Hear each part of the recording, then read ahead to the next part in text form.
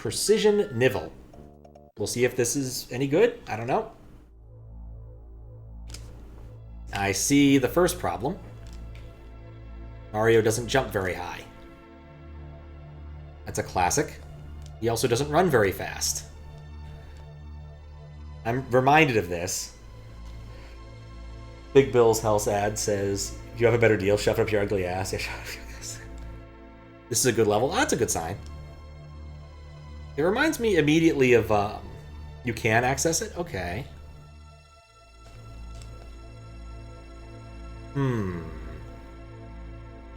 There we go. When you stomp on an enemy, you can jump high if you hold the jump button. Use up on the controller pad to jump high when in shallow water. Okay, so that's just the rules of it.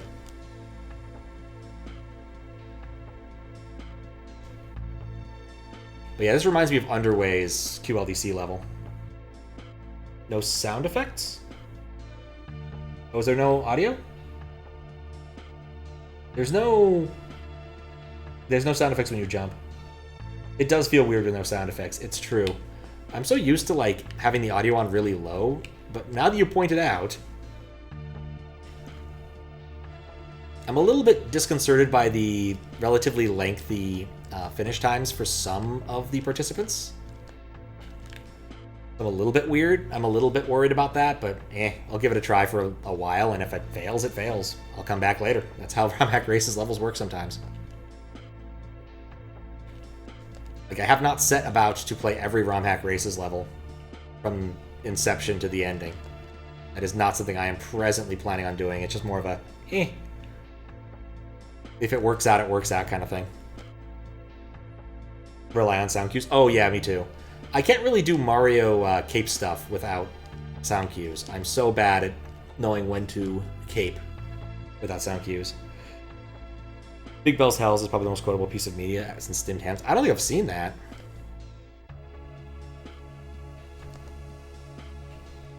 But it's Steamed Hams. I mean, come on. It's Steamed Hams.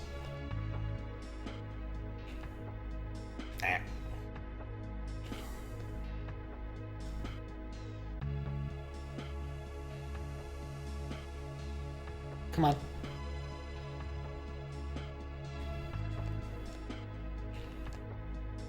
I'm really hoping that checkpoints are frequent, because this is honestly just kind of annoying.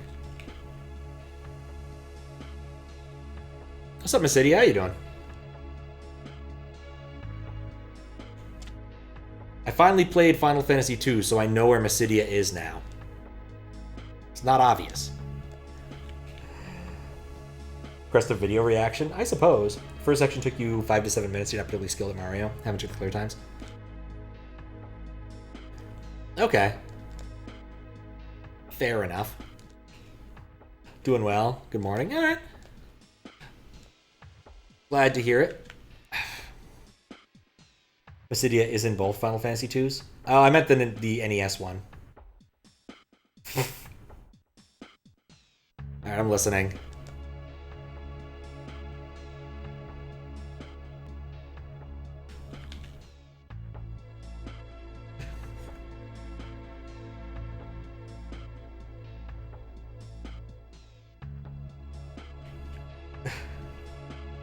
It's ridiculous.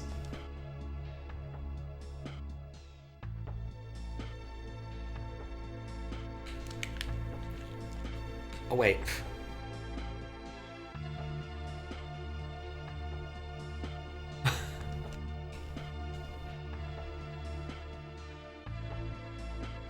That's kind of amazing, honestly.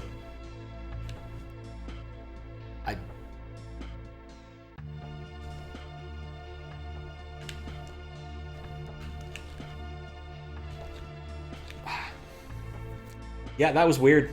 Was that from, like, a TV show or something? Or was that actually, like, a car ad? Because that was weird. Like, it does feel like very much the, tell you the opposite of what you want people to do, and maybe they'll still do it. The food here sucks! Come on down! Oh. Well, at least I'm not being... At least I don't have to do a quiz every time I fail it. I was so bad at those quizzes in under Underway? I think that was their name. It's level. There's a joke in the 90s. Yeah, it definitely has that quality to it, where someone has access to one of those, like, Amiga titlers, whatever those were called. Nobody knows who made it.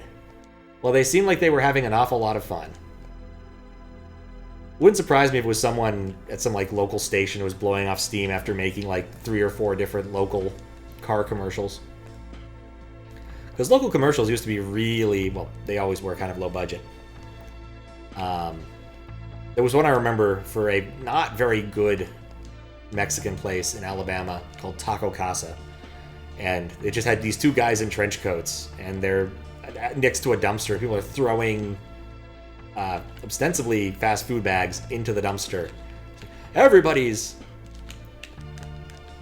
throwing away their food from Taco Bell going to Taco Casa. And as a child, I could not believe anybody would choose that choice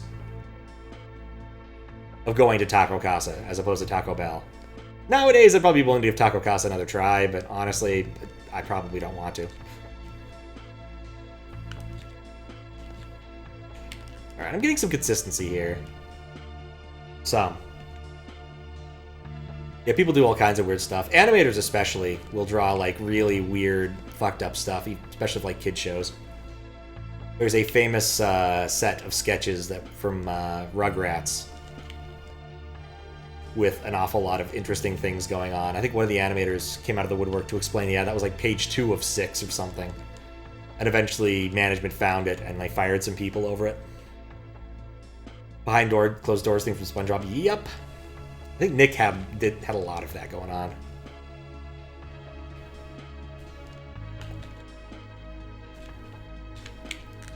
Damn it.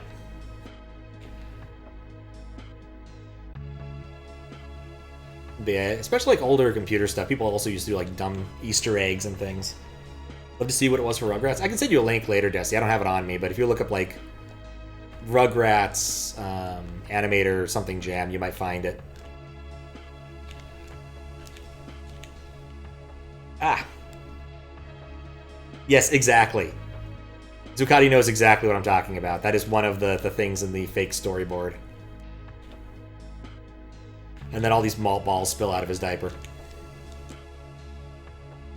It's very weird.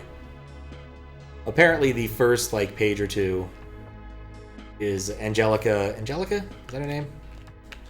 Wanting a beverage, and Tommy creating one out of, like, I don't know, ditch water and Drano. Giving it to her, and then, nope. Stu steals it.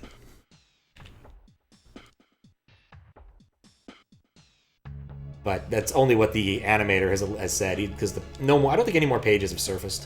At least not to my knowledge. Okay. That's just insulting now, isn't it?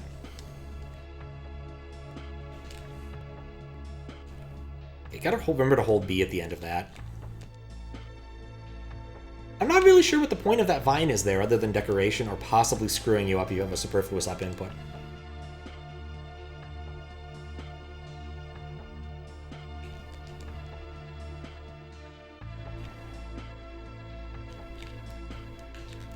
Overshot.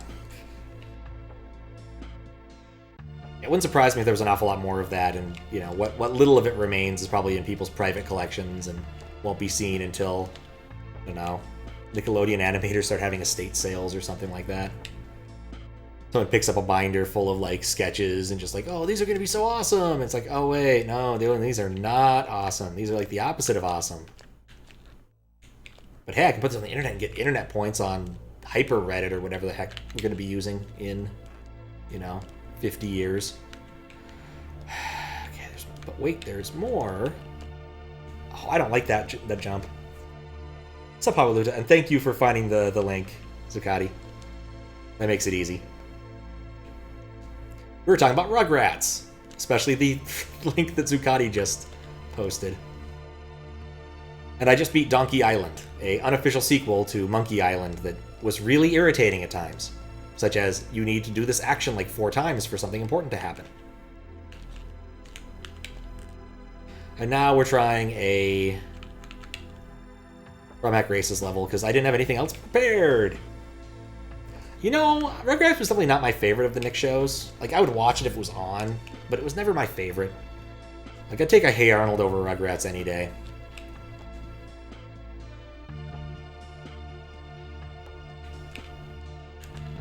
Kind of like what other ones they had that I actually liked. Rocko's Modern Life was definitely my jam. That was my favorite, I think, of the cartoons. But if we're not talking cartoons, I'd rather watch Pete and Pete. Pete and Pete was probably my favorite of the non-game show Nickelodeon things. I did like the game shows, like Wild and Crazy Kids and Double Dare.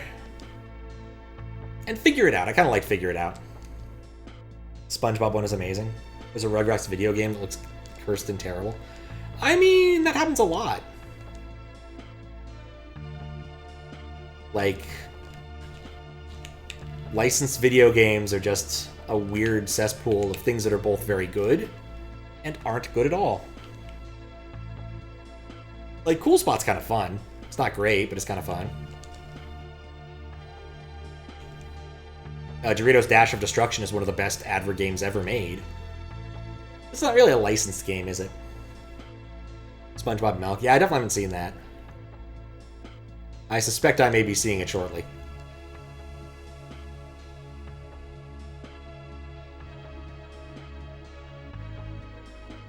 But yeah, I got the one thing I wanted done today. In fact, the reason I ended up playing the Donkey Island thing was because I found out at the daily or the weekly meeting, because this is on Tuesdays when we have our weekly meeting where we find out about the state of the world, I suppose. And the first slide is, well, all the slides are world editable, but the first slide generally gets edited by someone who wants to put on a reasonable special day. And today was, well, yesterday was International Talk Like a Pirate Day. And so I felt that if I was ever going to play The Secret of Donkey Island, it had to be then. And I think it was worth it. I think it was kind of annoying in the end. There's a few things about that I really didn't like. But, you know, for a fan game that was made in the Czech Republic, or possibly still Czechoslovakia, I'm not really sure when it broke up, it had heart. And really good graphics. I don't know how I'm going to do that part.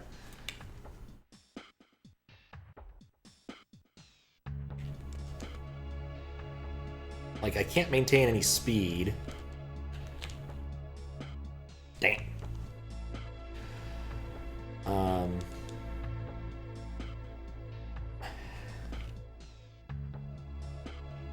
Yeah, I think what it comes down to is I do not appreciate having my jump made so gimpy.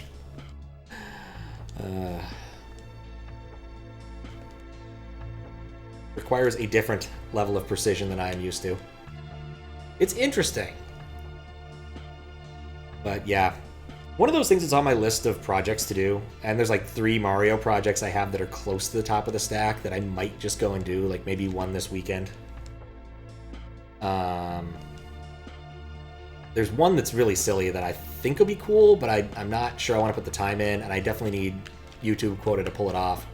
Is I want to build a reverse index of hacks that I've played and levels I've played. So someone could look up all of the levels that I've played that were made by Kaizo or something. Can't share it here because it's not BTOS. Oh, please don't then. Feel free to send it to me directly or something via Discord. But yeah, it is fucked up.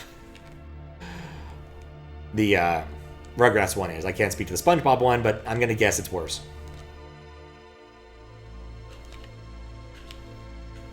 There we go. Fix this. It's broken. Let me fix it. There we go.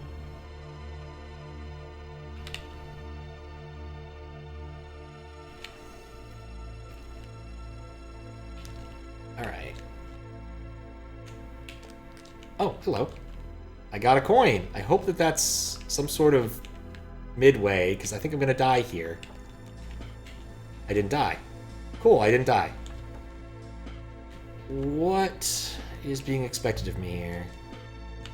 Not that. That was a midway! Hooray!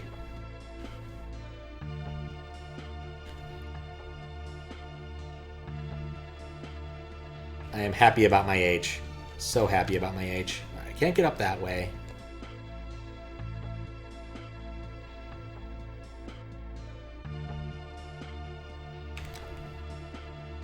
Ah.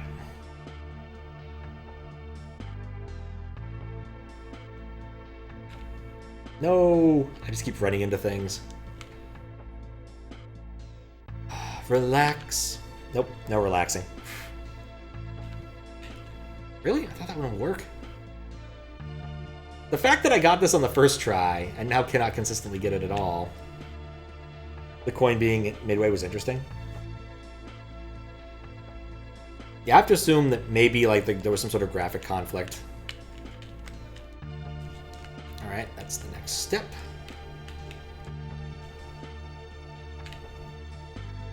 Fall off.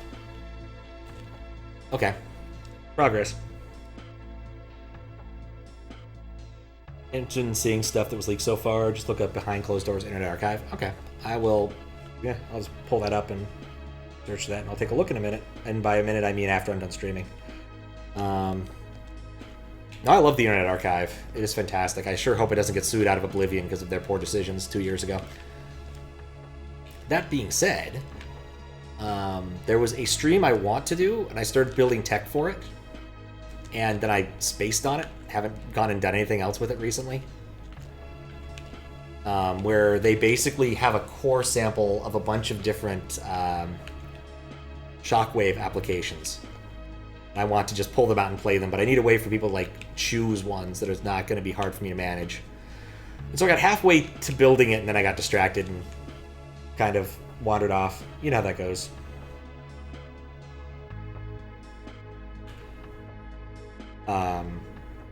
Let's talk about the Mario projects. Reverse Index was one of them. What was the other one? Oh yeah, Romhack Races. So Romhack Races, you know, they got like 250 and change race levels now. I mean, it's a little bit more, but actually, how many is it? I was spaced out when yeah, we're getting 250 and change.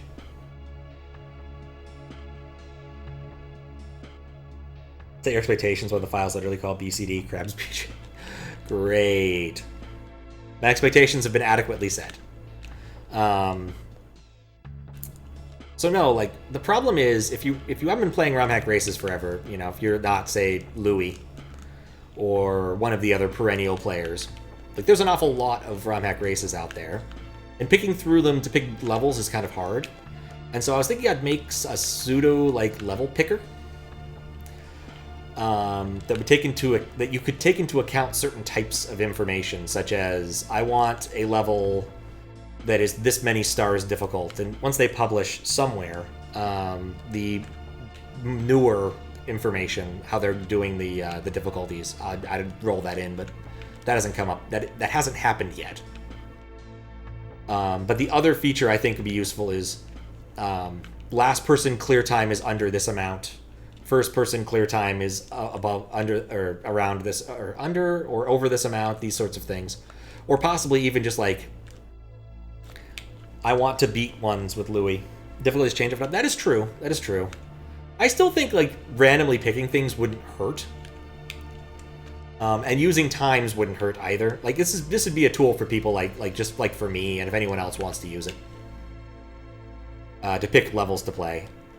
And I just publish it on my website, and it would link to parts of Romhack Races. It should just work. And it'll probably work better if and when they make another website, because I'm certain they'll have like separate pages for each of the levels, which would be nice. Or maybe even a patcher on the site itself. That sort of thing. There's a lot of... The sky's the limit. Hell, if they wanted the JavaScript stuff I wrote for patching, I'd be willing to hand it to them. Sight unseen. It works pretty well. And I could easily detach it and just hand it to them. One reason I wouldn't put an auto patcher is because I'm not certain I'd want to like host mirrors of all those files, and cross-site origin requires that if you want to view a file, you have to it has to be on your host or have certain types of permissions. And I'm certain there's a way to like do it, but I'd have to ask Romhack Races to allow it, and I think in general you just don't want to allow the cross-domain stuff. It's not worth it, honestly. Fastest clear time could work. Slowest might be more skewed. You get more runners of easy levels and samey clear times or worse. Like I said, like I haven't decided exactly how I want to do this. It's basically going to be a front end to a big ass JSON blob. And so I think certain settings like Louis time under this, or picking a specific runner who you think is a consummate in skill, is less than this on a level that filters this way, and then play random ones. And keep track using local storage or something of levels you've played, so you don't roll the same ones. And there'd be like a played button would re-roll that way. Like, there's some basic stuff I want to do, and I think that there's an awful lot of like smart things that could be done on top of it. But I need to like finish the MVP first. And if someone wanted to do statistical analysis for me to make that sort of thing easy, I would not be annoyed.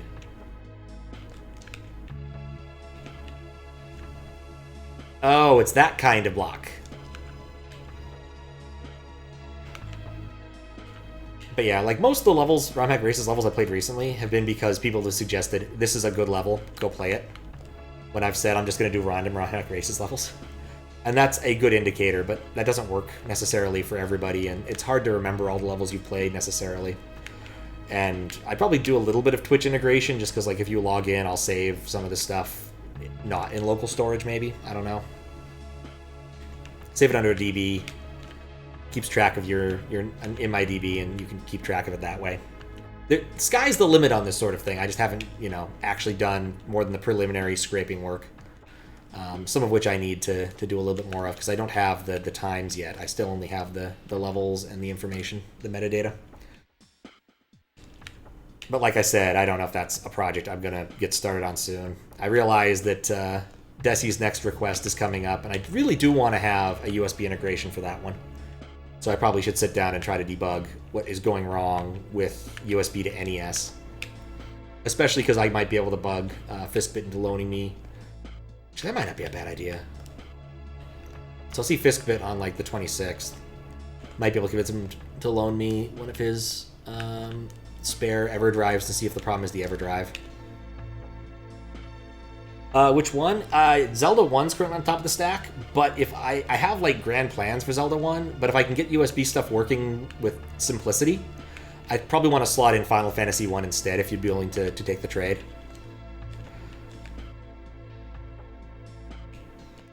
Just because it's a little bit easier. Oh, another Midway. Cool. It'd be easier to write the integration. And once I have a solid USB base, it'll be a lot easier to write future integrations. Because that's one of the things that's been holding me up. Definitely would use more work to be integrating tags with levels. Would also need those tags. And yeah, that's a lot of work that's not going to be done by me. There's someone who's working on the Romhack Races site 2.0. What's up, first name buddy? How you doing? Whichever works for me. Any fun ideas for a party? I was thinking go the classic. Like, I might just take the party from, what was that called? That, man, why is my brain blanking? That's fine. It wasn't fine. 8-bit power. I think it was like fighter, black mage, red mage. I don't remember if there was a white mage. Or maybe I'll roll, like, I think I'll just go with, like, a reasonable set that's similar to that. Like, I haven't put much thought into the party makeup yet, other than, I sure as hell ain't doing 4 white mages. That's off the plate. I've done enough 4 white mage stuff in Final Fantasy V to have any desire. But yeah, the basic integration that I would work for that one would be like just renaming the characters on the fly. I don't think I'd be worried about trying to get like alerts integrated. But I think renaming characters on the fly is perfectly reasonable. Fighter, Monk, Thief, Red Mage, Black Mage, White Mage. Yeah, I think probably something like Fighter, Monk, Black Mage, White Mage, maybe. I'm not entirely sure. Like I said, I haven't put too much thought into it.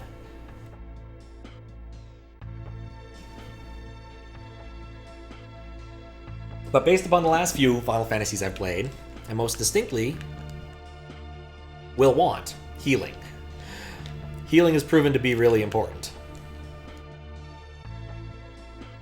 Is that FF1? Yes.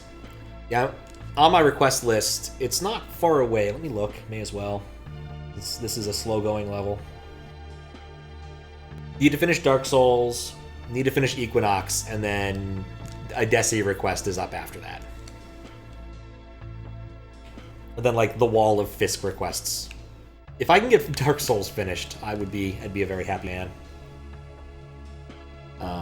But Louie's been busy. On the days when I've had time to do it, Louie's been busy with KLDC, and I don't blame him in the slightest. Like, KLDC is a bear. I saw something that you would have loved to have seen, Desi, and I tried taking a picture, but it didn't come out well. As I was walking towards PAX one of the days I was there, I came across a for lack of a better term, a sex shop. And there was a bit of leather gear that said Barbie on it in the Barbie font, and it was absolutely beautiful. But the picture I took, you cannot see it at all because the thing is the window is kind of mirrored. So it's a bummer. But yeah, you would have loved it. Ah, dang it. I thought I had that. So I don't know if anyone here has ever watched Ninja Warrior.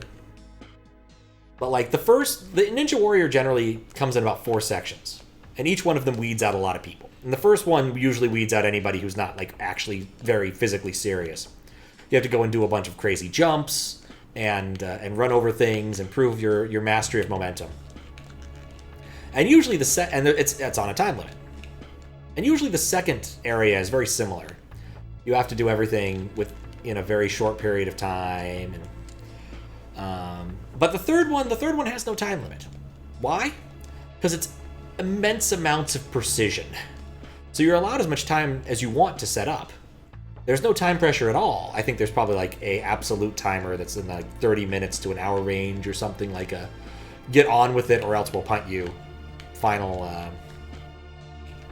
timer. But there's no like timer on the screen. And of course, this is the section where like everyone gets weeded out because Ninja Warrior is very difficult. It is in real life, Kaizo, exactly. But like the first section is that section where you're doing shell jumps and like you're jumping on Koopas and doing all this cool stuff. And the third section is like this. It's quiet, it's contemplative, it's meditative. There's not a whole lot of reaction. It's all about careful management of your momentum. It's the thinking man's Kaizo. Said, only slightly ironically. But yeah, I loved watching Ninja Warrior when it was on TV. Especially when like you would get the Japanese broadcast and they just like say the person's name and get so hype when things happen. As opposed to like the American ones where they always want to like dig into the person's background and do all the nonsense. I'm mostly just here to watch people who are obviously not going to make it fall in the mud. And of course, this also applies to Extreme Elimination Challenge, which is awesome. I still love it to this day, even though it's stupid. I still love it. Okay. I don't think I did that right.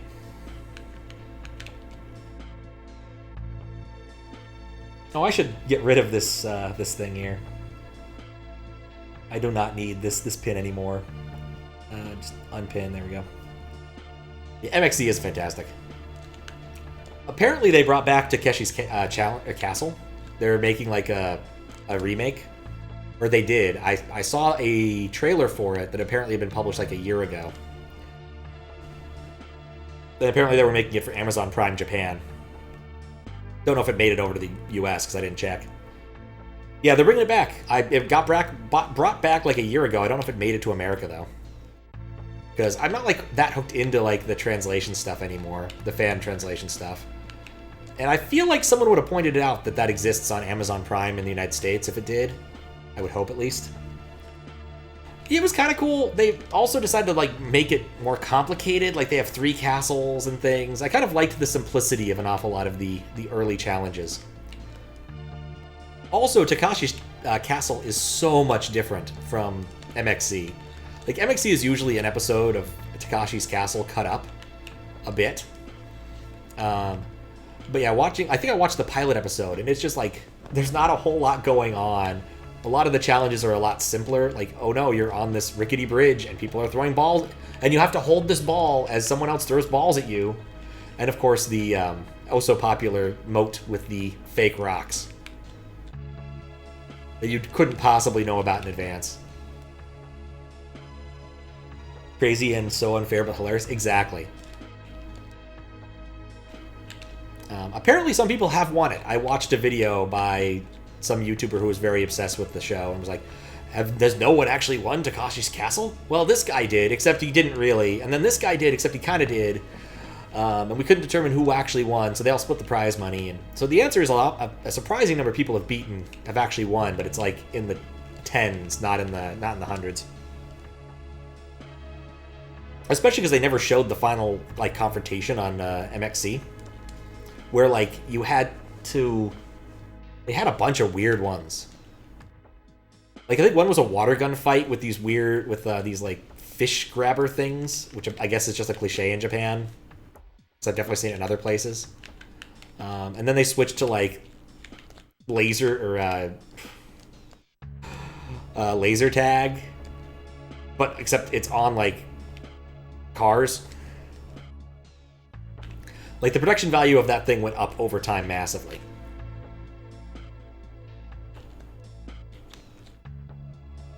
Okay.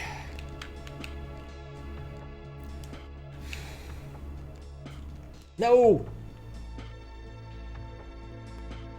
Yeah, one of those things you kind of wish like a fan subber would find and just do all of.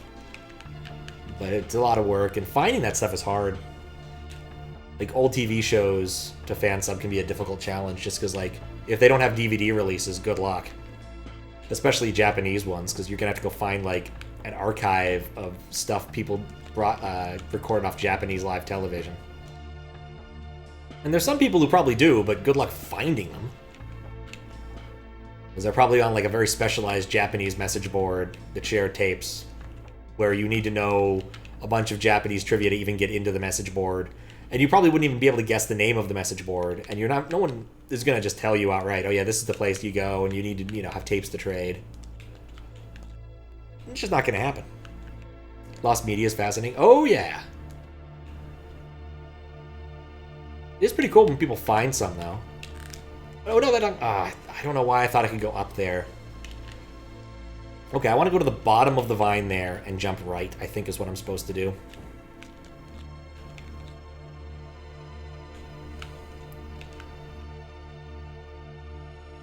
Yeah, it's kind of irritating that we live in this day and age where, like, it should be easy to, especially for larger networks, to just put out all of their backlog. And I've always said I'm not willing to pay for more than 2 of these dang services. I'm paying for Disney Plus, though I probably should cancel it. I'm not getting any value out of it. And Crunchyroll, which I probably should also cancel, but I, frequently I'm like, oh, I'm going to watch an anime at some point. Far more than I'm going to watch some Disney thing. I pretty much only ever watch, like, Disney stuff if I'm sick.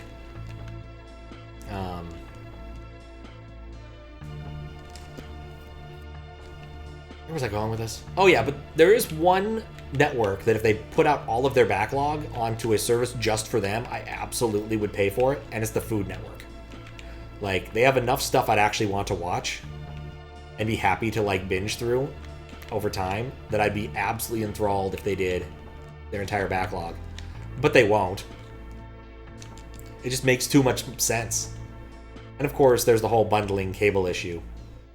Or why, if you pay for cable, you end up with a ridiculous number of ESPNs and home shopping network channels and other things.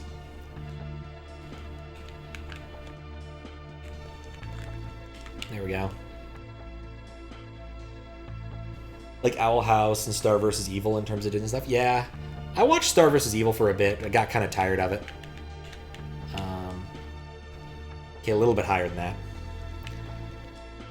I was keeping up with Amphibia for the first season, and then the second season and third seasons happened, and maybe there's a fourth season, I don't know. One of those things where, like, I just don't watch that much TV. I spend more time reading, and I probably should spend more time working on things rather than reading crap on the internet.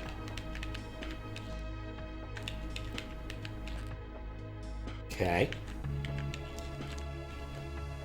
Yes! Midway! I was about to say the fuck, but I think I understand what they wanted me to do. That was an awkward, awkward slide. Oh, so close. You're watching Adventure Time with your sons. It's so wholesome and fun. I've heard good things about Adventure Time, but I remember watching the pilot from forever ago, and I'm like, yeah, maybe. So it was a fun show, not always wholesome, yeah. Got good reaction faces. Something I can definitely say it has. Gets better with each season. I think I got close to the end. I'm not sure why I just stopped. Like, I think the last thing I remember is she was infiltrating her own parents' castle for some reason, which I think was a fairly late season thing.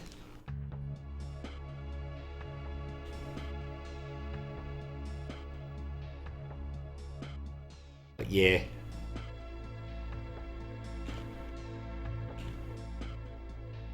Okay.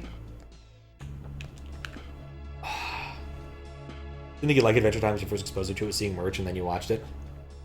I think that it kind of has the same problem with Undertale for me, where an awful lot of people who really were into it were also people whose opinions I really didn't think were very good. I got past that with sheer luck. I don't actually know how to do that obstacle. No! It's possible it's quite good, but it's one of those, like, the people who were enjoying it are people who, like, I don't like those people.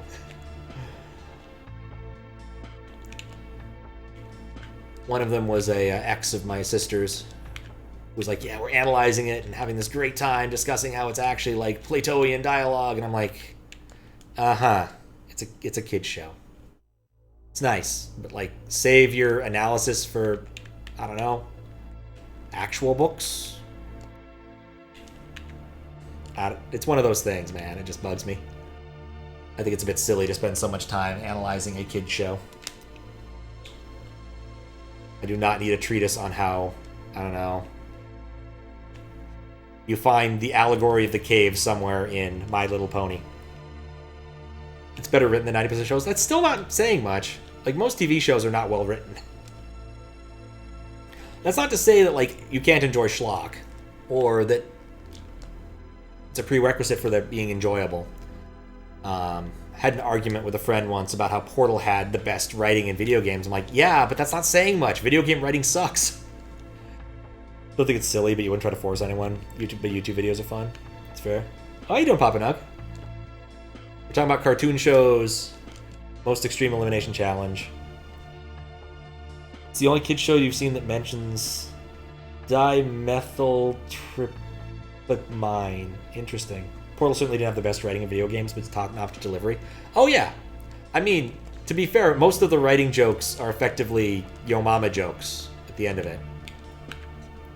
Delivery is fantastic. It's a great package. I'm just saying that, like, saying Portal has the best video game writing of all time is not saying much. Maybe a little bit higher. Alright, then I want to go over. I'm uncertain about this. I'm less uncertain about this.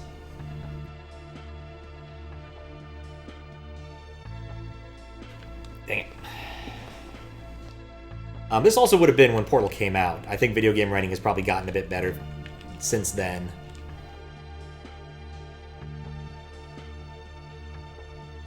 Portal 2 certainly had some good writing, but again, it's all comedy. Makes it a bit easier, especially snarky comedy. Being snarky and funny is fairly easy in the grand scheme of things.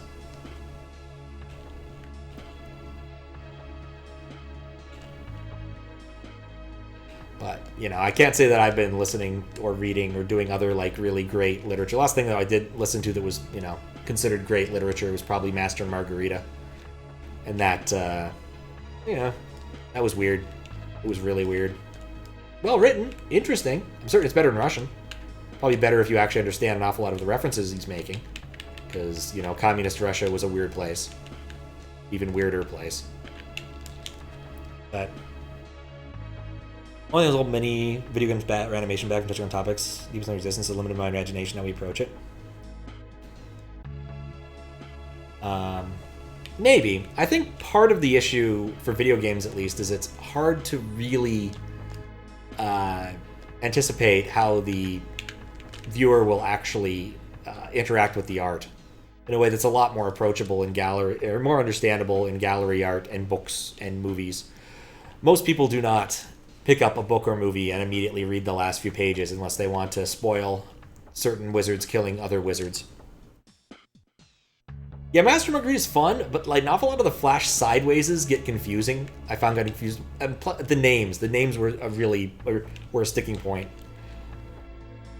There were so many Vitches, which just literally means son of, which makes sense. And I had to even ask my sister about the naming conventions. Like, oh yeah, that's just how it works in Russia. You always call someone by this sort of first and middle name conjunction. Yeah, it's not a Romhack. It's not Romhack Racing. It's not the racing part. I guess I call it Romhack not racing, but it works. Good Portal 3 would be amazing. Preface good because Modern Valve is soulless, and they couldn't pull it off in part because the two writers left. How you doing, Mira? Mika. Don't know, most video games feel like heavily tailored experience. It varies from game to game. You don't see my point. Well, the thing is that in part because I play video games in kind of a dumb way. Like, I'll wander off and do things that ruin the tension of a video game, or I'll spend some time trying to figure out exactly how something works. Like, I'll stand around, like, a video game wants to build tension and show you there's this big set piece coming up, and you really need to get to it, and you really should rush forward. And I'm like, yeah, but I don't feel like it. I'll just stand around and see if the bomb explodes. That kind of degeneracy makes it so that it ruins it. In fact, what was it? Amnesia: The Dark Descent. I played with Fiskbit, and he actually said that I had spoiled the game for him forever because I just didn't find the whole thing scary and would do silly things. Oh, okay, yes, it's a ROM hack. The height of jumps is limited, and you can't run. I think that should answer your question, Max. Yeah, you could. Most people will always pick up the book on page 1 and read through it at least the first time. There's no guarantee that someone will do the same experience with other things. I think this was all similar. It might be similar to the argument that Ebert was making, but I can't say for sure. It's been a long time since I've read his argument. And I don't think he's necessarily wrong. But an awful lot of like heavily narrative video games do kind of force you into certain niches and then make you go into bottlenecks to actually get to that. And you can do those things, but most people don't. Like I said, it just depends upon how you play it, and I think it does make it a bit harder, especially when you want to have like good branching in video games. Decisions about when and where to do certain things make things more difficult. Have habits in media, that's true. But I think the dominant habits for movies and books make it a lot easier.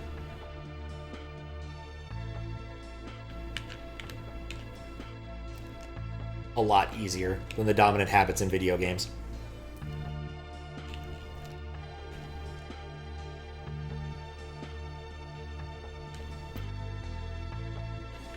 But there's not that many like games that I could even point out that like where the writing is something really is one of the big selling points. And good writing in video games doesn't necessarily manage to paper over other aspects. As the books are not good, you rarely read, more often listen to audiobooks or go back and forth, zone out for parts. Yeah, I find that I have to listen to audiobooks at a higher speed and it prevents zoning out.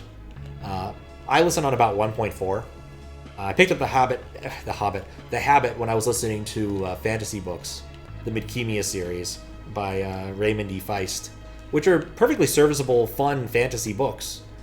You know, they were probably more meaningful when he released them because it wasn't, the genre wasn't quite so saturated. But the reader was so very slow.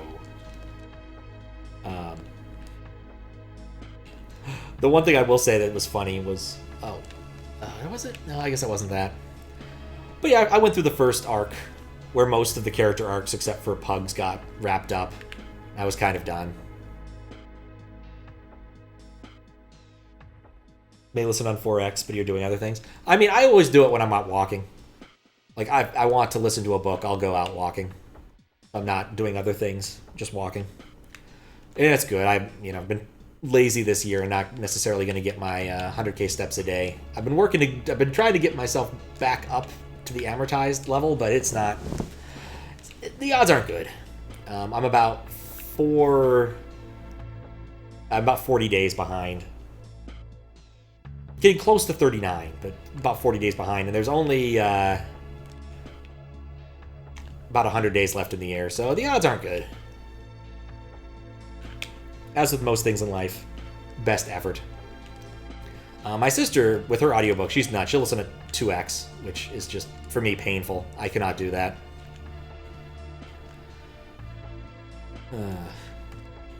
Yeah, and when it comes to like actually reading books, I generally go somewhere else so that I can focus on them a bit better instead of reading them at home, which is not necessarily the best of habits. Watch videos at 2x. Oh, it helps sometimes. Helps sometimes. The Beginner's Guide for a Touching Game felt like a great match of form and function. Personally, you're sentimental enough for it. Okay. Maybe.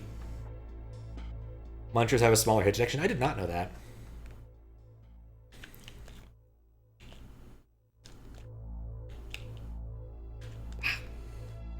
What's up, Steven? How you doing?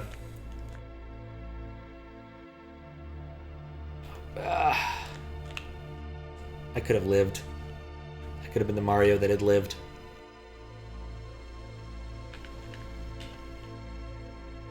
Yeah, if it wasn't for the relatively close spacing of these of the checkpoints here, I might have given up already.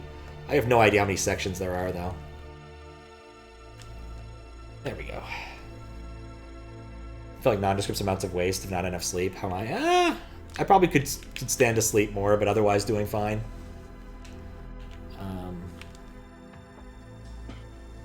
We're talking about books and media and other things. I'm doing the one-tile gap wrong? I probably am. I don't really know how to do the one-tile gap right. I had a somewhat consistent strategy for it recently, but... Dead serious game that caught your attention? Called That Dragon Cancer, which the game... Yes, I have heard of that one. I don't want to play that. That sounds horrific. Absolutely horrific. It's a game about his son dying of cancer, his young son. And it's just... Maybe that's the way to do it. Haven't played it, don't know if you want to. Exactly. Touch the wall. Stop holding right. Touch which wall? I don't think I can jump 3 high. I can barely jump 3 high. I don't know if I can make the distance 3 high.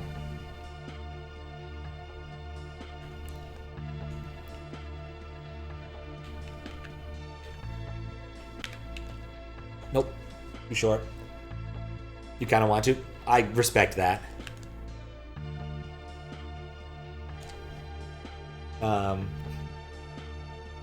Trying to think. There was a book about the last person who was still on an iron lung from polio that if someone in my family had read and talked about how they were living their life and frankly how they didn't really want to live life anymore because you're stuck in an iron lung.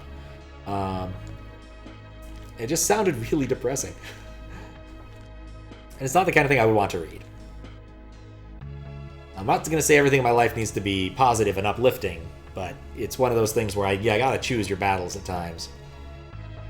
The book I'm currently reading has made me annoyed at times. It made me mildly angry at times, but it's been absolutely fascinating. It's that works. It's called something like We Own the Skies. It's about hijacking, plane hijacking, that happened fairly frequently in the 1960s. The late 1960s to early 70s, and also what the various governments did about it. Castro mostly thought it was pretty funny for a while until he decided he really didn't find it funny anymore. There were some people who were coming into his country for a political reason. I don't remember exactly because that chapter was a bit ago. But Castro didn't want them there and made it quite clear that they would be spending the rest of their lives in a 4x4 cell.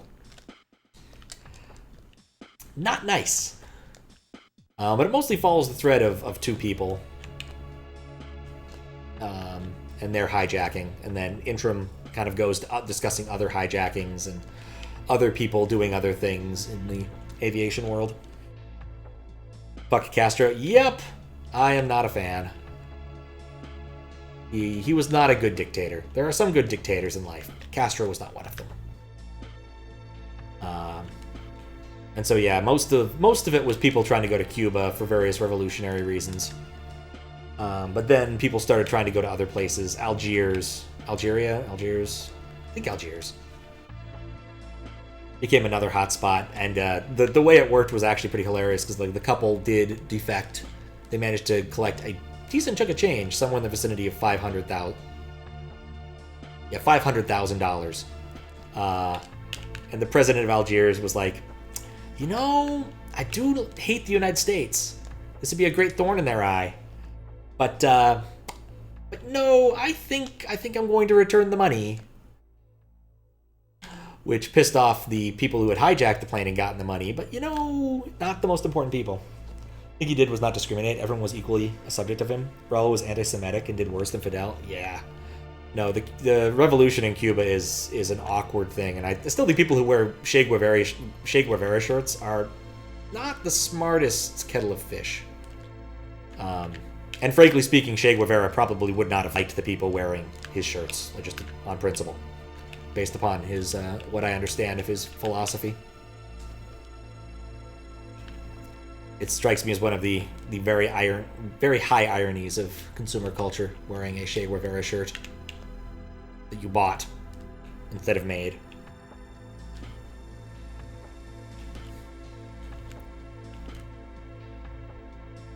But yeah, I'm still curious where this book's going to go, because they did just add the everyone has to go through metal detectors bit. What's actually kind of infuriating is one of the suggestions that Congress had made in the 60s was one that we finally instituted after 9/11 and has proven to be one of our better hijacking preventatives, is locks for cockpit doors. But for some reason, those didn't happen until much later, and I don't know why. Because it was explicitly brought up in a bill they wanted to pass in the 1960s, but the airlines were against it because they thought passenger screening would take too long.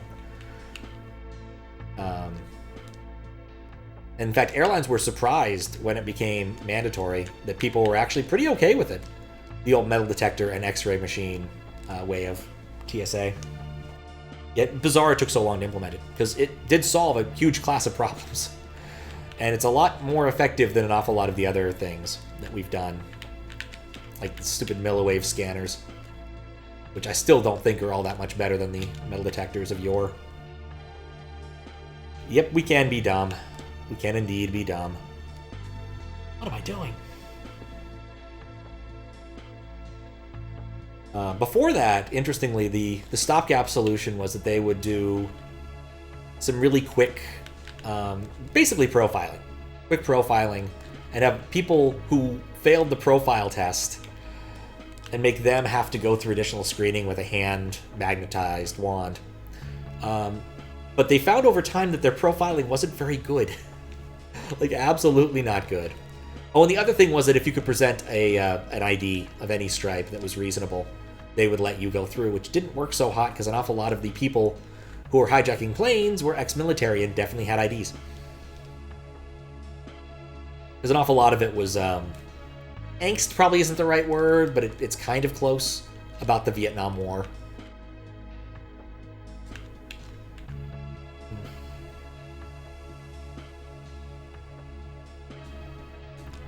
But yes, it's an interesting book. I would recommend it. The two hijackers they've been following, they're currently been given asylum in France.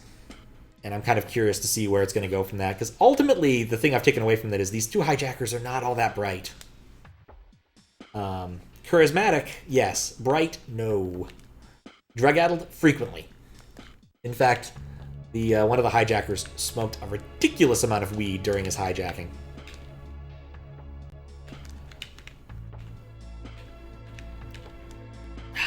Darn it.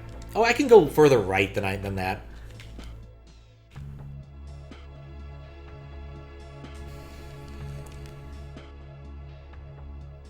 But alas. So I'm curious. I'm about 80% of the way through the book. Probably try to finish it maybe tomorrow or, I don't know, Friday or Sunday or something. When I have time to go out and spend some time reading. Not really sure what else I'm going to do this week, because I might be able to stream tomorrow. Depends upon how certain work things go. There's a meeting I have tomorrow that'll be annoying. But probably important for a long-term strategy thing that I've been working with. There's an integration we want to do with another company that's been annoying. I've mentioned it on stream a couple times that it's really annoying and their documentation is crap. And it is. My last meeting with them was quite literally, oh, you're using that documentation? Oh, that's old. Please don't use that. Which it's good to know now, but would have loved to have known when we started this dang integration.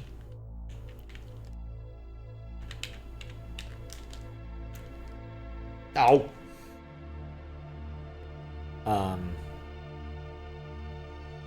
But yeah, that's got to get done. We have a deadline, hard deadline of that by the 29th. Hardish deadline by the 29th. We wanted the 15th, but we didn't end up making it. But it's a fairly simple integration once I just get the ducks in a row. The problem?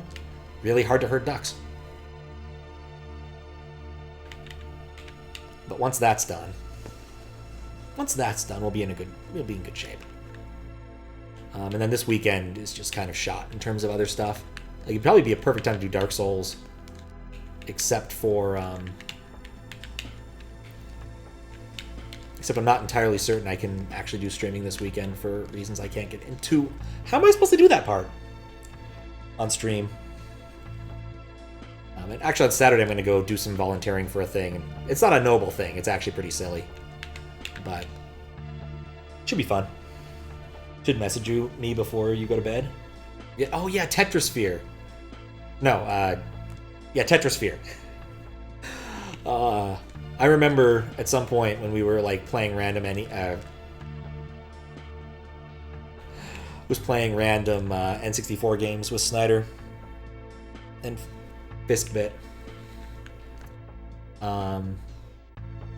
Snyder proved that Tetrasphere is in fact not on a sphere,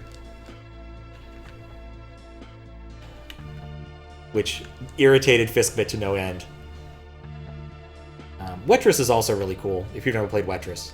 Just the category of, like, weird, on a plane or sphere puzzle games that don't really fit, kind of defy categorization. Tetrasphere or Wetris or anything, really. Want to do a co-op stream again and maybe whittle at your retro list? Yeah, that'd be fun. Now, if you really wanted to go, like, full degenerate, the Tetris game for N64, the Minnie and Mickey Disney Tetris, is made also. It was also made by the guys who made not Tetris Attack, Tetris the Grandmaster. Like, that was one of their first Tetris games, I think. Retro list, yeah. Tetris the Grandmaster you can also play. I imagine you could play it on a Mister, because I've got a version of it that was working on my PlayStation. Like, basically, the hardware for it was a specialized PlayStation that would load games off of a hard disk and then play them as if it was a PlayStation game. It might have had more RAM or something, I forget.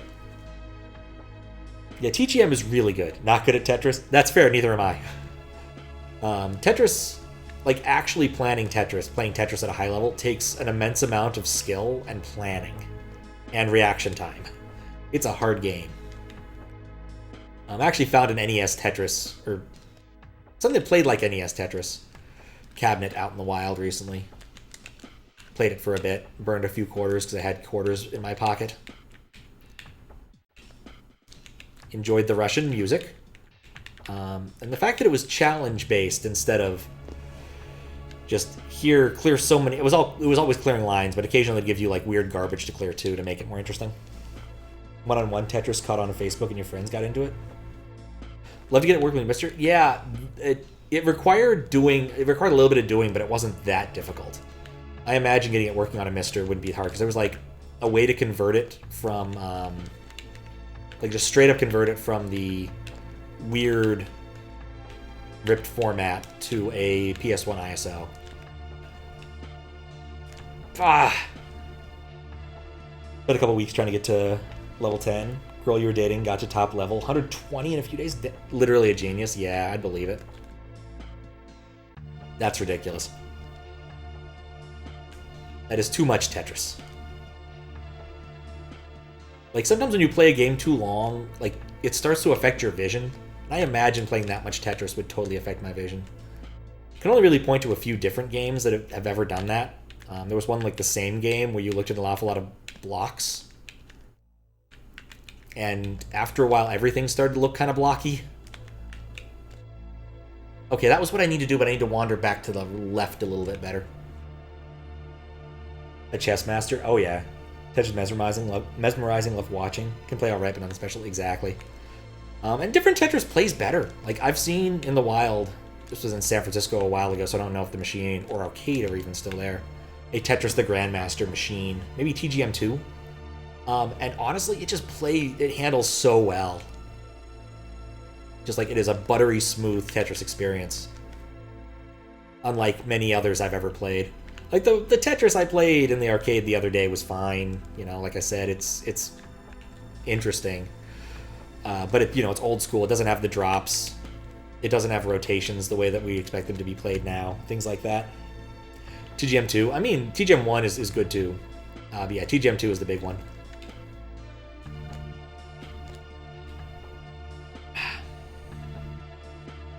I need to get better at this first couple sections. How long have I been at this? Let's see. Shortly after Desi showed up, I've been playing for an hour. Okay. F-099 is pretty good. I have not tried it yet. I did spend some time watching someone play it today. Put it on as background noise, and it was fun. What's his name? I really should remember this. I Don't Treat. That was his name. And he was doing really well, like top 4 every time.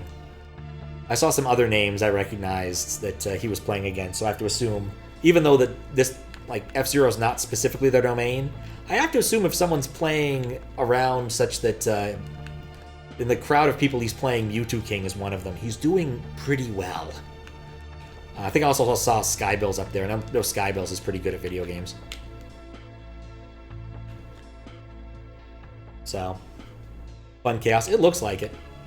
It looks like there's like some simple strategies you can really employ, like using your boost at the right time, using your Skyway at the right time to really increase your odds of doing well. But yeah, I've never been good at racing games, and if I'm going to play a racing game, I generally want to play one that has some level of shooting or items used. It's not really big into racing games in general. Never played the original F-Zero, but picked this one up on a whim and loved it. Yeah, it wouldn't surprise me if you were watching at the same time and may have seen some of the same races then. Yeah, he was killing it. What's funny was, like, I wandered off to do something else. Like, I had to make a phone call or something. And he'd said he was going to stop. And he was still going, like, 4 hours later. I really was surprised. Okay, I'm losing consistency. I need to take a short handbrake.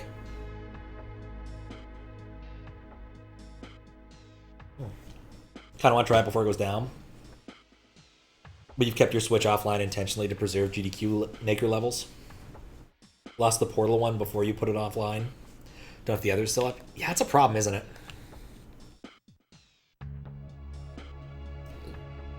So wait, how does that work then? Like, Nintendo just takes levels offline even if you've downloaded them, they get nuked? Because I thought I saw Just Cook playing a bunch of troll levels that were taken down. And I'd assume he has to put his Switch online sometime to get new ones.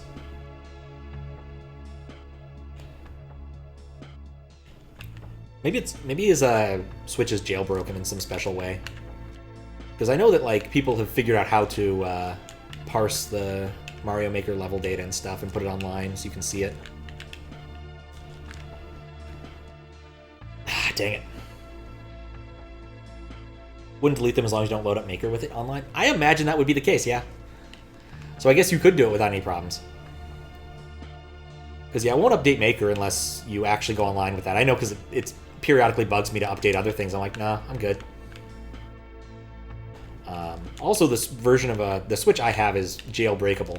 And so I'm kind of tempted to do so at some point and just buy another Switch for online stuff. At some point, if I feel the need to.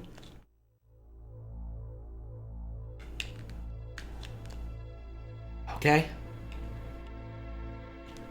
No. I think that was the end of the level. Did Nintendo delete things you've downloaded? I don't know. could emulate a lot of stuff on a jailbroken Switch. Yeah, I could. I'm not huge into emulating for no good reason. But, like, it would be cool to play Mario Odyssey hacks and things. I know that there's some weird ones out there that people have been doing, like multiplayer Balloon World.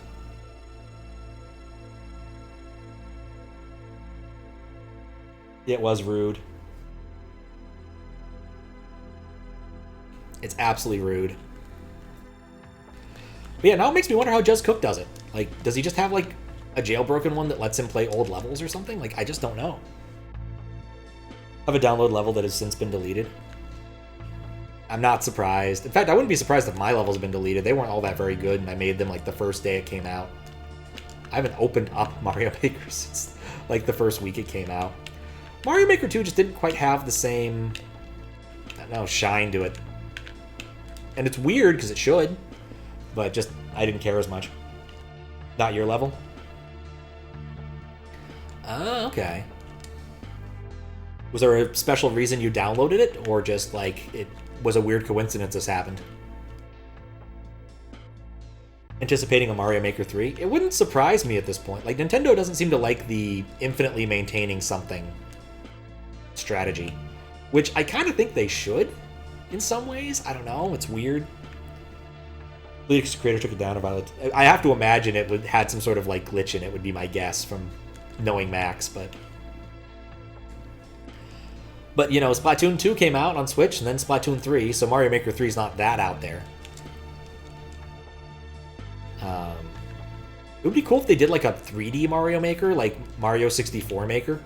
Because an awful lot of the objects in Mario 64 are not complicated. An awful lot of them are very simple shape primitives. And Nintendo has a way of simplifying things. It would be pretty cool. Creator took it down when you first cleared it? Oh. Interesting. Some sort of beef. Can't have Max first clearing your level. You gotta have someone else. Yeah, I'd be curious if it happens. But, like, I don't know where they can really take it from here that would make it much more interesting. Like, the one thing I could think of is if they actually made it so you could... And this is, like... yeah. This is actually not a problem with, like, Super Mario Maker, but with the Switch in general, is, like, you can't use the tablet mode and stream at the same time. And I find that really irritating for certain classes of things. Because, like, for Mario Maker, you want to use the tablet mode because it makes it easier to just draw in things. But you can't. You have to use them. You have to use the controllers for it.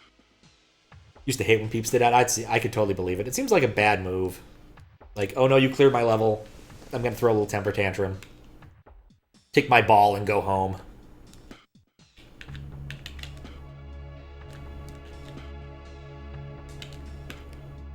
Dang it. Not a fan. Not a fan.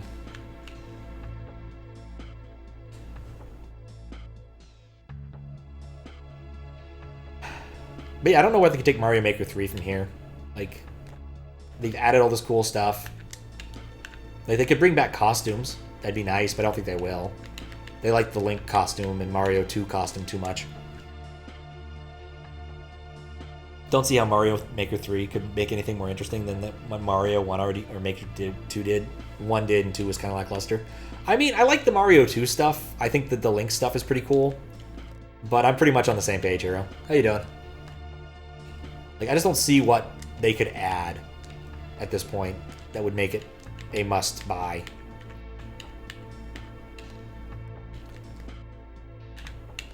Like, I'm not saying Mario Maker 1 was perfection, but it was pretty close. Damn it. What if scripting? I don't think Nintendo would bite on that. I think it's too much for their intended audience. It'd be nice. Would like to Mario 2 style? Yeah, Mario 2 style being independent of Mario 1 would have been nice, actually. Mario 4 Yoshi's Island nonsense? That'd be kind of cool, but I don't know if they'd do it either. I think making that look good on a consistent basis when you're messing with user levels would be kind of hard. That's the power-up. The power-up felt like them giving up and adding what they had quickly and threw in. Fair.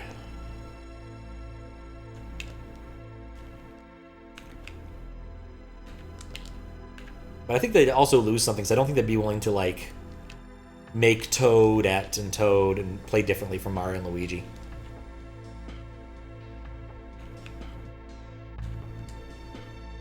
Make genuine 3D levels. I think that'd be cool. I don't think they'll bite for that either, because I think it'd be too hard to make work in practice. But I'd love to see if they tried. Because Nintendo has just a pretty good skill at making nice interfaces for people to do things. Like, Mario Maker is a lot easier than Lunar Magic for obvious reasons. But effectively, like, a Mario 64 Maker would be Blender.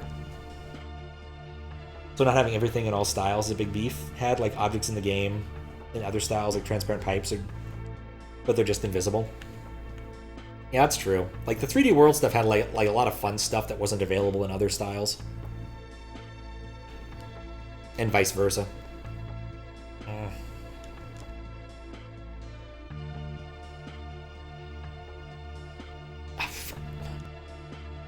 And transparent pipes are just fun. Like, it's been proven now. Between Mario Maker and other in the 3D Marios, and of course, Luminosity. I need to get a longer wind-up for that jump. Update made into a game. Zelda Maker be interesting? Maybe. I tried a Zelda Maker at PAX, and I don't think they put their best foot forward in it. I know other people have tried, and certainly making the Zelda stages on a computer would be better than making them on a console, in terms of just ease of use. But I'm not altogether ultimately convinced.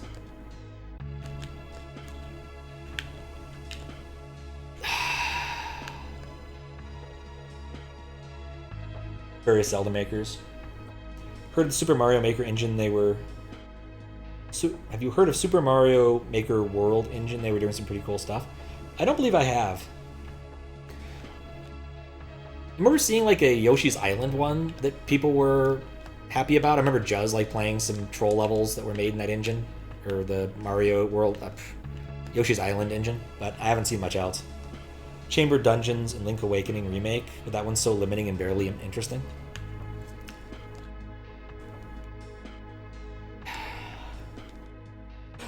The momentum in this is so obnoxious.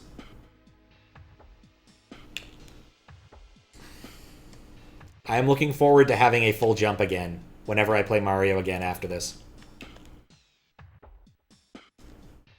Getting really tired of Mario's legs being broken.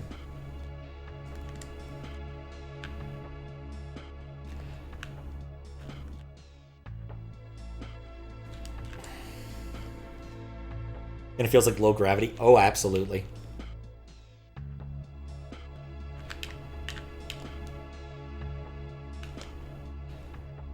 Don't go far enough. Shuffle around existing dungeon pieces and mix and match those, but not really create. Yeah. I mean, a lot of, like, the OG Zelda is just the same, or Link Zelda is the dungeons are a few set pieces remixed. But I can see what you mean.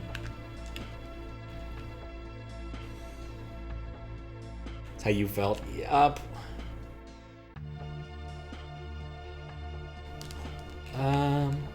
No.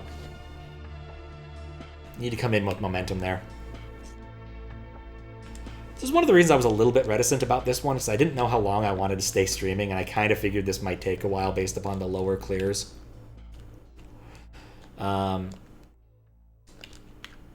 Actually, okay. I'll ask that next time.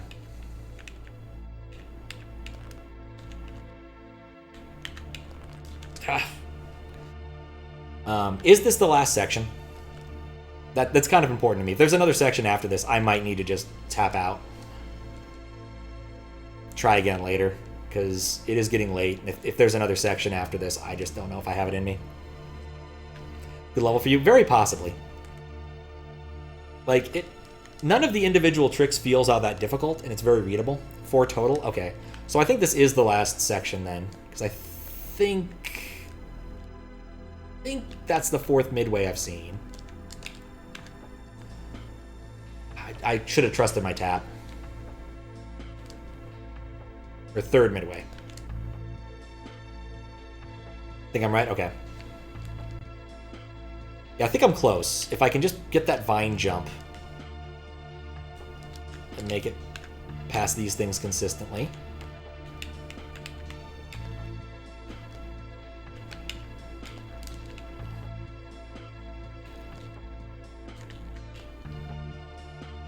Okay. Okay. Calm down. Didn't calm down enough.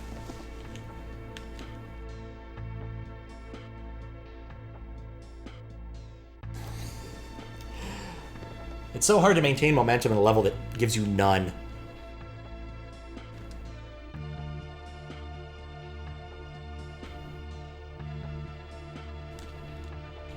Yep. At the end, he hated that last jump. Yeah. I mean, I know what to do at this point. I don't know if there's another jump after that. Like, the gap jump is definitely the last thing I suspect I have to do. And then there's just like a slope to the ending. Is how I feel this level should progress. There easily could be some nonsense troll. How do I have such an easy time jumping over a 2-tile thing when I'm up there? Such a difficult time. Right? Okay, I think it's not about momentum. It's really just about the jump spacing.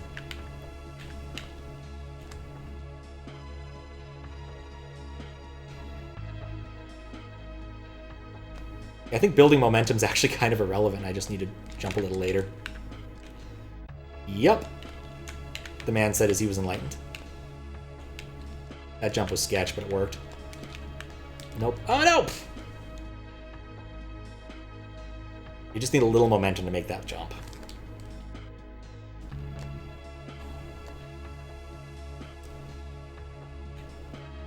Oh, another funny thing. Last time I was on stream, I was ranting about pineapples and Taskmaster's lack of pineapples recently. And then the next day, they released a video where one of the tasks was put as many pineapples as you can on this dock. And you could clearly see these pineapples floating in the sort of muck, some sort of like, not quite sewer, but kind of gross swamp water.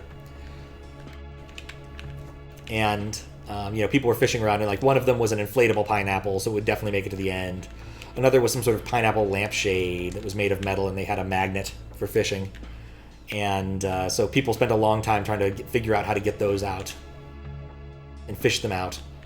But it turns out that there were just 6 pineapples around the corner from where they were, and several people did not notice these. The funniest one was one made out of, as they call it, candy floss, or cotton candy, which, as anyone who's seen that video with the otter knows, immediately dissolves in water, which is absolutely kind of hilarious. There's this video with an otter getting this piece of cotton candy, and I think it's otters that wash their food before they eat it. And so he washes the cotton candy, and it just disappears, and he just has this look on his face of like, it just gone. Where'd it go? And I found out much later they actually gave him another piece after this happened, and he washed it without eating it. But yeah, an awful lot of people just had all their pineapples fall into the drink. It's kind of a messy task. But yeah, they've rapidly scaled up their release schedule, because usually it's about once a week, and for the last week it's been once a day. They've put a whole episode up. So I'm wondering why, if they're trying to like clear out their queue for another season or two and then like do this season live on YouTube. Not complaining, because I get to, watch a new episode of Taskmaster on any given day in any given week this week, but okay. Aha. Then they ate it without washing it. Thank you, Max. The other way around. They got to enjoy their candy floss. Oh, and I'm just fucking up. Other mildly irritating things. I'm still waiting. I don't know if my follower alerts still work, because Twitch went and changed up the format, and I was subscribed to the old format, and the last few times they've sent follower alert stuff, they didn't actually send the data. They just literally sent nothing, and it crashes. And because I didn't log the data anywhere, I don't know what they sent with it. I set up a subscription for the new class of it, but it's very difficult to test these things because there's no like test domain. I don't know why Twitch does this, but like I would love a test version of things. I could just like say, hey, could you simulate this at my endpoint. I own this. You know it's my endpoint. Can we just test this out? Nah.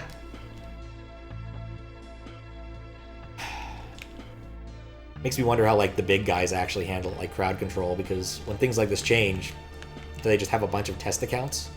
Sign up for yet another test account? So I think that was my solution last time. You know, make another account. But we'll see.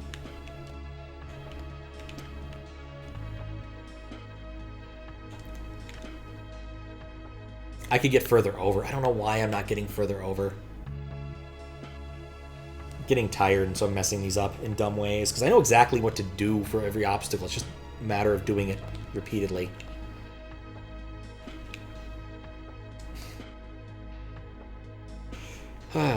Pineapples. I haven't had a pineapple in a while.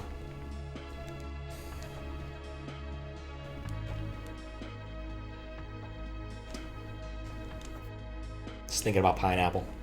This last time I had pineapple, it was on pizza.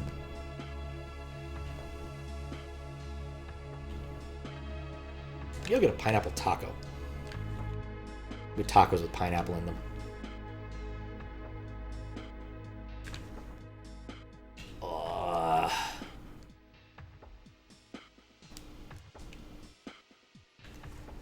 I'm running out of things to say because I'm just falling in the pit over and over.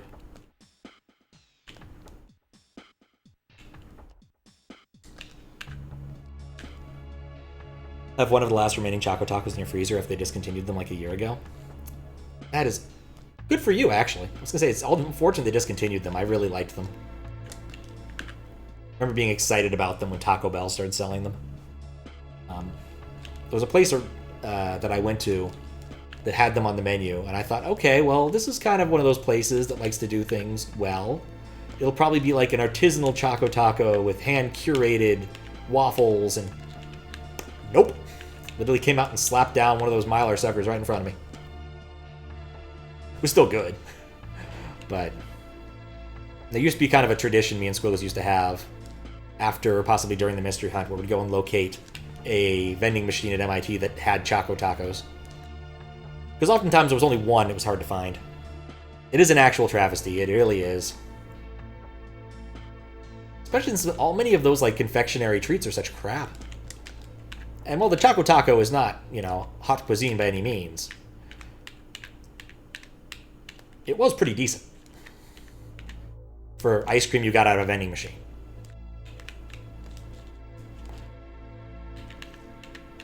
I think that works. No, I want the jump.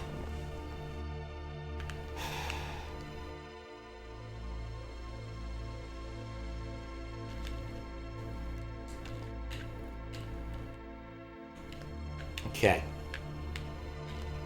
I think I've got all the pieces. Almost all the pieces. It was delicious and fun to eat. Yeah, it really was. It was a unique delivery mechanism. A good take on the taco. The unsavory taco.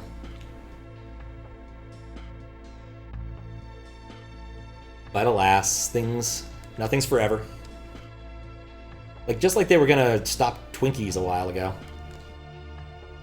And a similar bummer, I found out that Project Twinkies went offline, which was one of the best science humor pages on the internet that came out in like 1992. It was probably like 96, but still. A bunch of scientific experiments to determine whether or not Twinkies are several things, like soluble, flammable, was it intelligent? They did a Turing test on a Twinkie. It was quite silly. They measured how resistive they were by running a giant current through it before it caught fire and exploded. Also, how well they handle being dropped from high distances and all that. Turns out that despite what they say about Twinkies, Twinkies apparently only last about a few weeks before they dry out. For all of these, it's going to be the last thing in existence.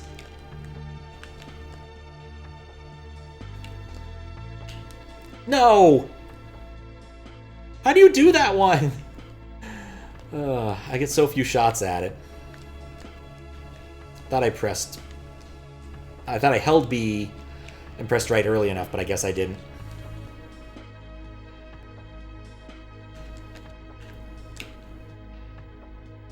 Like I said, I'm starting to put it all together. I've built consistency in the right places, mostly. Does remind me, I have like logs to fix up another project. I really should just go and do it.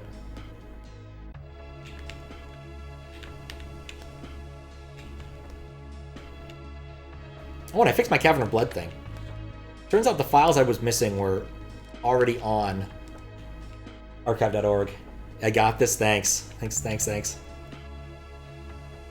That's it. I understand now. I don't understand.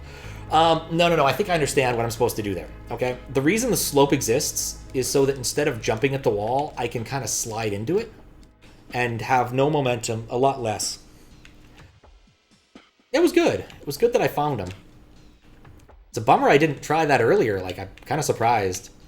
Though I don't know if that's always existed, the, like, domain-based file search on archive.org.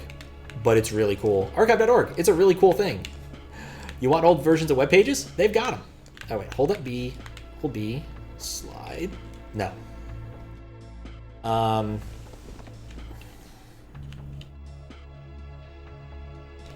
Yeah, I probably should see about trying to reassemble a chunk of Castle Quest. Just see how much I could do.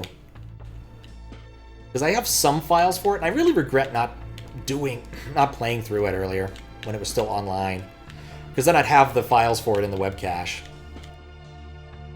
Because my Windows 98 machine has a large enough hard drive that it doesn't need to delete web cache stuff. And I didn't really mess with the Windows 98 machine in the interim year between here and there, so... A nice book of art from Castlevania's artist on Archive? Yeah! No, Archive.org's got so much good stuff.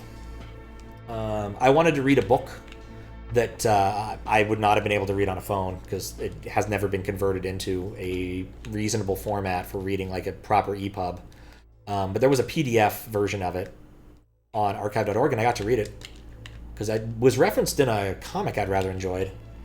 This artist's, this French artist's trip to Burma.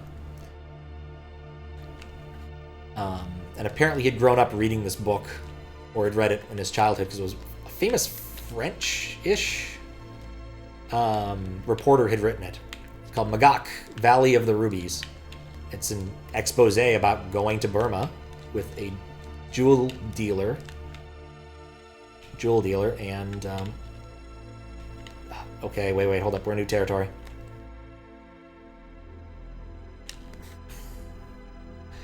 Anyway, going to Burma with a jewel dealer and like how the rubies and other rocks get out of the earth and the poverty around it. All sorts of interesting stuff. How the mining actually works. Interesting stuff. But yeah, if I wanted to read that, I probably would have either had to have paid a lot of money for a physical copy, which I didn't really want, or I would have had to find a library that could loan it to me, which probably would have required some interlibrary loaning. But archive.org, it just had a copy. PDF copy, and I just downloaded and read it over a while. It's why I know what pigeon blood means now, aside from, you know, that stuff that's in pigeons. It's the classification of the best kind of ruby. It's a specific color that you look for in a ruby. The reason I even knew about it was because of the game Death Smiles.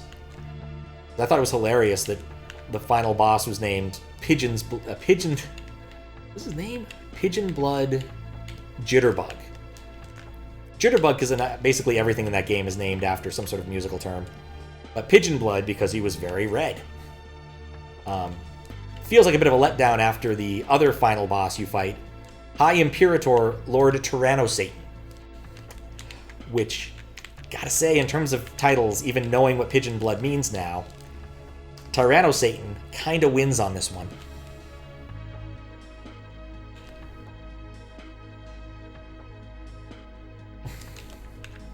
It's a silly game. Played it in Japan, and then when it came out for Xbox 360, I bought a copy. But it's one of those things where it's like, man, I really should not have bought this in public. High Imperator. Yep, that's the name. It's kind of a Halloweenish game. Yeah, I pressed right. Death Smiles. Death and Smiles. That's it.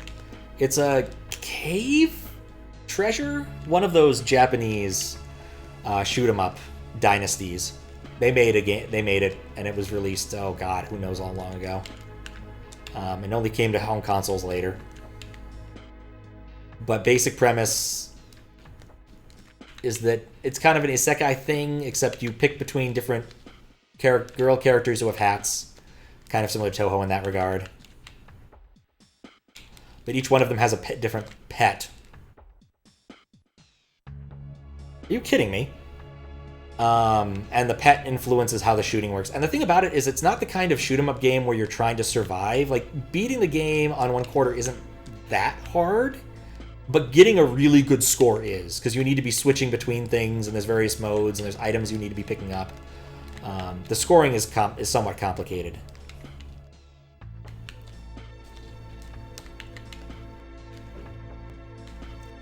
But orb spotted. Yeah, I was close. We're getting there. Slowly but surely. Like to play more bullet hell? I mean, it definitely fits the bill.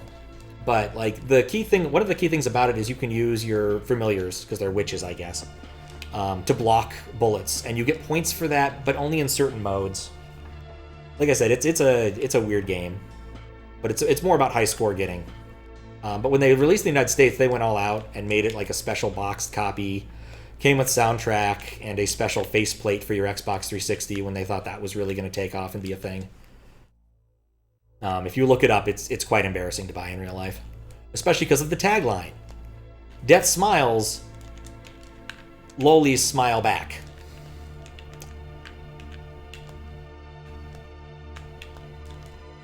But yeah, I bought it at Fry's Electronics. Back when that was still a thing. Oh no, indeed. There's no underage nudity. Or any nudity of any sort. I believe some of the characters are all underage, but that happens. At least if there was any nudity, I don't remember seeing it. Maybe I wasn't good enough to earn the nudity. But I don't think it had any nudity. It was like a game you'd see in arcades in Japan.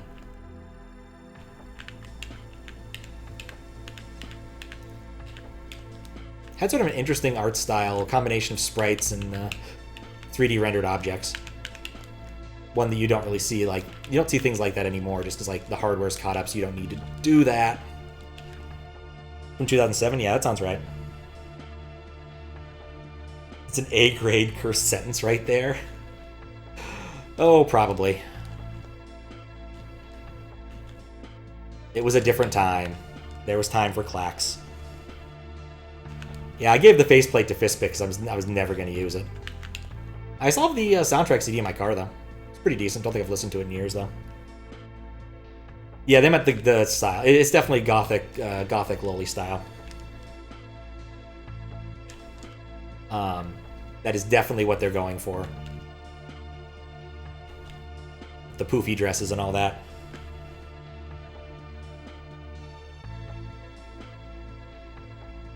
And the fact that it does have a kind of a Halloween horror theme. The second one is weirder. Because it's doing like the whole Nightmare Before Christmas thing.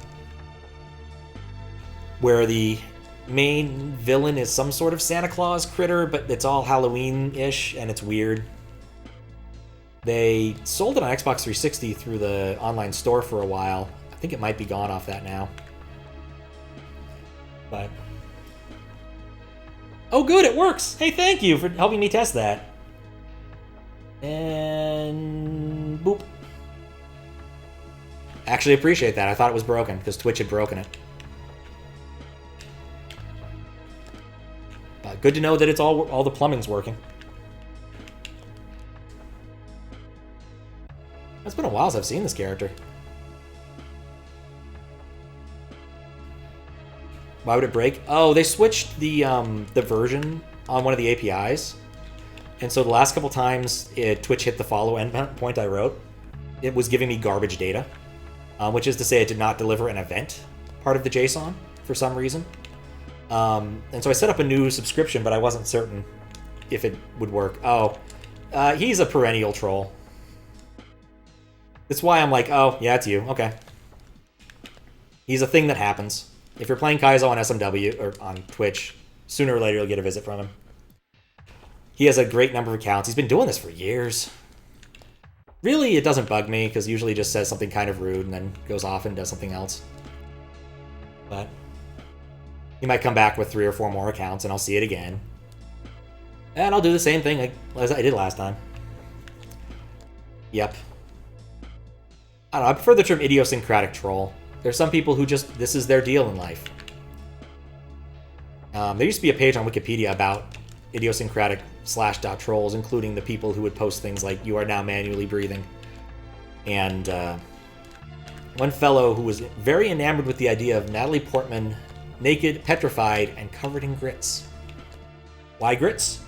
Couldn't tell you. I flubbed the jump. But I had that one. Back when Wikipedia was more fun. They had all the other weird /trolls too, some of whose names I cannot mention. But /at -2 was a very different experience than /at +1. Not that that's going to mean a whole lot to an awful lot of people, I suppose. /at had one of the weirder, like, everyone kind of has upvoting mechanics now, or liking mechanics to judge how good a given message is. /at did have that, but it was very different. One, it was capped at 5. So your messages could only be in a range of -2 to 5. All votes were considered equal, and so your vote of -1 off topic is the same as someone's +1 informative, and you always had to give a reason for it. And what was nice about that is you could tailor your /at experience, because if you thought people trying to be funny wasn't worth reading in /at comments, you could just put funny to -5 and be done. So if you didn't want to read any stupid jokes about, you know, Netcraft confirms that BSD is dying, or this is the year of Linux on the desktop, you could. The only real exception to this was that if you had an account and you had good karma from having a lot of positively rated messages, you'd start at +2. I had an account with good karma that started at +2 way back. I think I'm a high 6-digit, but I forget exactly where my ID lies. But it was a great long time ago. There was also meta moderation to, you know, if people were moderating poorly, you could eventually cancel them out and they'd lose their karma that gave them moderation points. I guess that was the other thing, was that you only had a certain number of moderations per day. You could only upvote something so many times, or anything, not just one thing. And if you had good karma, you had more of them. It was a fascinating system until it kind of imploded and, you know, it got Eternal Septembered.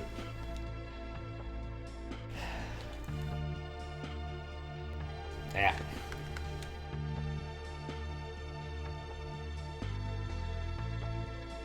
It was a different time.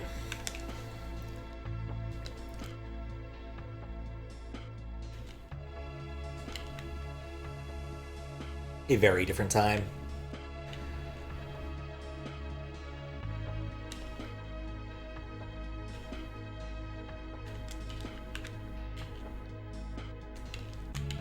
You kind of miss it sometimes, though. Like I said, /dot was a lot better about this kind of thing, just because, like, people couldn't get that obsessed by their numbers. Because, like, once you hit high karma, there wasn't anywhere to go. You were kind of done. Alright, cool. Thank God. Well, no, thank Orb. Or Morb. Or something. Thanks, Steve. Hey, Steve! Oh, that level was difficult and long. How long was I at it? Let's find out. I'm according to this, I started the level at 225-ish. It's 406-ish. So, that's 10 minutes to 35, I don't know, hour and a half and change. Hour 45-ish, I don't know. That would have placed me solidly at... Oh, excuse me. I might have placed around the same time Fernap did. Hey, Pat, let's go bowling. I could go for some bowling. That'd be fun. I haven't bowled in forever.